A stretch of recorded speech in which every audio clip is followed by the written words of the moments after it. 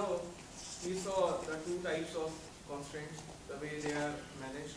One is the thinking process, another one is the 5-step process. So the paper discusses now the thinking process. In the first step, as already told by Adrian, is to identify what is the constraint. So this is a model called CRT, Current Reality Tree, which I'm going to describe to you. It's basically a cause and effect model. You identify the effects, then you find out the causes which are causing those effects, and then how you read the chart. So while constructing the chart, it goes from top to bottom, and when you read it, it goes from bottom to top. I'll show you how. So first you identify the effects. These are the tangible effects we have identified. They are known as UDEs, undesirable effects. You identify these undesirable effects in your manufacturing system. Then the second step is you link those steps. For example, here it says low customer satisfaction, high inventory management cost, and high distribution cost are the reason for high cost of supply chain. So A, B, C are causing D. Right? Then you identify the non-tangible effects. So these are the non-tangible ones. They are not directly affecting to your cost. Then you do the third process is you identify the reasons, the causes. So these greens and blues are the effects, and the transparents are the causes. So that's how we constructed it. And now the final step, I link all. So how these causes are affecting are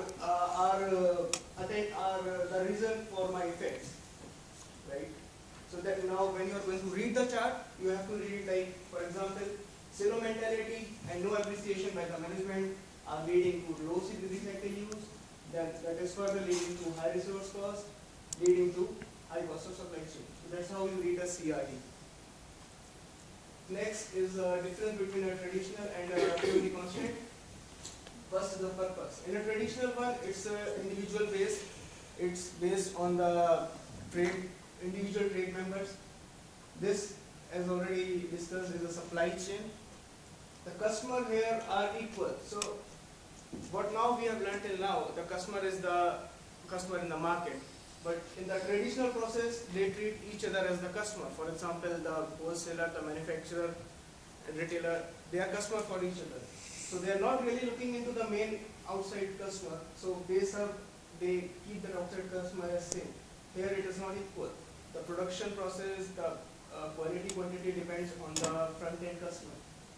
The measurement is weight. They may measure each individually, and the linking process is very costly. I mean, it's again individual process, profits based, so it becomes costly. Here the measurement is the strength in the chain, and as long the chain is as strong as the weakest link, is the theory of constraint, right? So the trade-off here is choose and accept.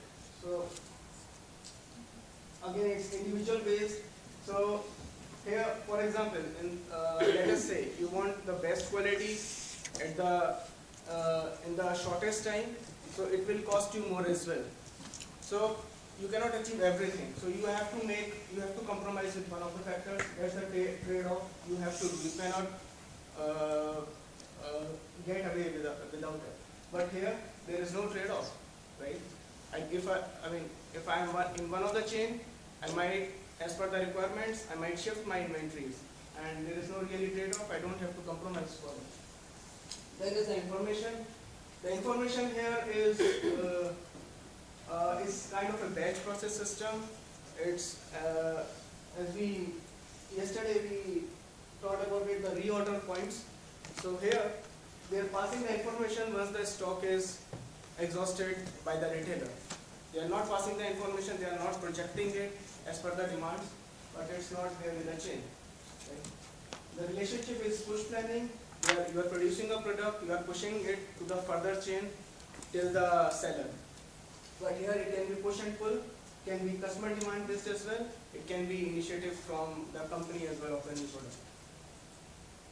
Next comes is the shortfalls in implementation. So when everything is so good, what do you think is the critical shortfall of the system? What's the critical shortfall to implement it? It's basically the resistance to change. in the supply chain wants to change his system, the traditional one. So, starts with the lack of consensus on the core problem. Everyone sees from one angle, his or her own angle, not from the base of supply chain. Then which obviously leads to the mutual disagreement on initiative for improvements, which further leads to the concern about the side effects to themselves, their own industry, for the proposed solution. There are the obstacles that stand in the way of implementing the complete solution. Yes, they look at that, but yes, again individually. And then they doubt about the collaborating among themselves. So this is a big factor, doubting amongst themselves in the whole chain.